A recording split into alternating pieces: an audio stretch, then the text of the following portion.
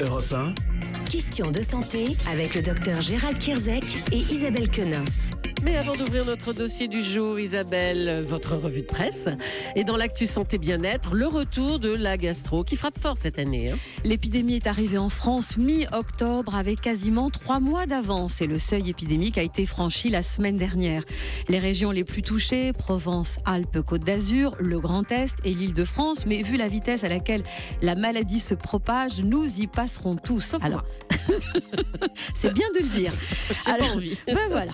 Alors, quelques consignes. On sait que la maladie se propage par contact direct, une poignée de main par exemple. Ça, on sait que Julie, ce sera pas ça parce qu'elle déteste toucher la main des autres. Mais aussi par contact indirect, un téléphone de bureau ou encore un clavier d'ordinateur. On sait aussi que le virus a la particularité de stagner dans l'air.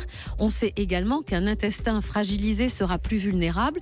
Donc, on oublie momentanément ce qui lui donne trop de travail, comme les crudités, les œufs, les laitages et l'alcool. Bon, je rappelle que l'alcool n'est pas un aliment.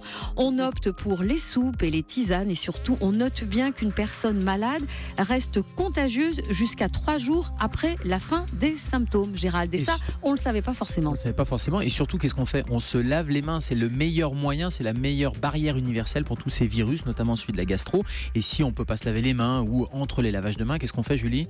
On sort, on dégaine sa petite bouteille de soluté hydroalcoolique. J'ai tout le temps sur moi, oui. Je ne pensais pas que c'était ça que vous vouliez entendre. Faut la dégainer. Et quand on quitte les toilettes, on prend un essuie-mains, on s'essuie les mains, mais on garde l'essuie-mains pour ouvrir la poignée de la porte et sortir. La vie avec vous, c'est palpitant. Oh, ça va, arrêtez de vous moquer. Et si on parlait de notre petit ventre? Elle continue de me fâcher là. Poignée d'amour, petit bedon, de jolis noms pour cacher ce qu'on appelle désormais le syndrome de la bedaine et qui est à la une de Santé Magazine. Alors au fil des années, notre taille s'est épaissie et ces kilos autour de notre ventre ne sont pas que disgracieux, ils sont surtout dangereux pour notre santé. Ils augmentent significativement le risque de diabète ou de maladies cardiovasculaires. La graisse du ventre, c'est pas la même que la graisse d'ailleurs. Ah bon? Ailleurs, elle est superficielle et sous la peau. La graisse du ventre est profonde et surtout pas inerte. En fait, elle va fuiter dans l'organisme et va relâcher des molécules de gras et des hormones qui vont gêner le bon fonctionnement des autres organes.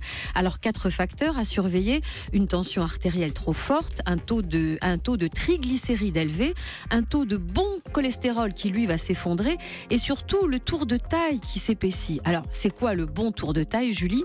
Les mannequins. Oui, non, elles sont trop maigres. Ah bon. Idéalement, c'est la moitié de notre taille, la moitié de notre hauteur. 1m60, ça veut dire pas plus de 80 cm de tour de taille. Je vous laisse faire le calcul avant et après les fêtes. Je vais peut-être zapper, moi, ça, le calcul. Stressé dès le matin, c'est pas une fatalité, Isabelle. C'est le dossier santé du Parisien ce matin qui révèle que 40% des Français se réveillent déjà submergés à l'idée de la journée qui les attend. Un réveil difficile qui a des conséquences sur la santé, mal au dos, mal au ventre, prise de poids et un risque plus important d'AVC. Et le Parisien de nous donner quelques trucs pour éviter des réveils trop tendus. Bien fermer ses volets ou ses rideaux car la clarté modifie les rythmes biologiques, éloigner les écrans et si possible dès 20h ne plus les On utiliser. regarde plus la télé après 20h? Non, les écrans ordi. Ah d'accord. La lumière bleue, car selon les spécialistes, l'utilisation massive des écrans le soir nous a fait perdre quasiment 1 heure de sommeil. Préférez le livre papier qui nous endorme plus facilement. Faites un exercice de relaxation tout simple. Comptez de 100 à 0 en respirant doucement. Faites sonner le réveil plus tôt.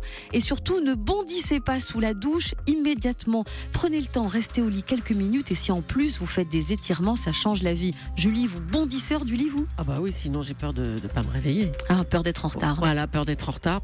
Voilà. Tout de suite dès que j'entends le C'est réveil. le premier stress qui est révélé dans les Eh ben voilà. Il faut faire comme les chats, il faut s'étirer et c'est toute la mode des morningophiles, vous savez, les gens qui mettent le réveil un peu plus tôt pour profiter de soi, pour prendre soin de soi dès le matin. Et nous, on prendra soin de vous à 11h30, tous les matins aussi. Les morningophiles. C'est joli, ça. Les morningophiles, ceux qui aiment le matin. Ça existe exactement. ce mot-là. Ouais. Ah bon. Il y a un truc qui est terrible, c'est la fonction snooze, vous savez, quand vous appuyez sur le réveil et on dit allez, on va gagner quelques minutes, ça c'est très mauvais. Au contraire, il faut se réveiller et s'étirer et profiter. Julie, elle est morningophobe. Ça tombe mal, hein, je bosse Merci le matin Nicolas. tout le temps, moi. Dans un instant, le dossier santé du jour. Angine, quels sont les traitements efficaces? Quels sont les traitements qui marchent vraiment? 9 millions de Français auront une angine l'hiver prochain. L'hiver qui est déjà là d'ailleurs. Donc déjà là aussi, toutes vos questions au standard Europe 1, le 3921 et vos réactions sur Twitter avec le hashtag 1santé.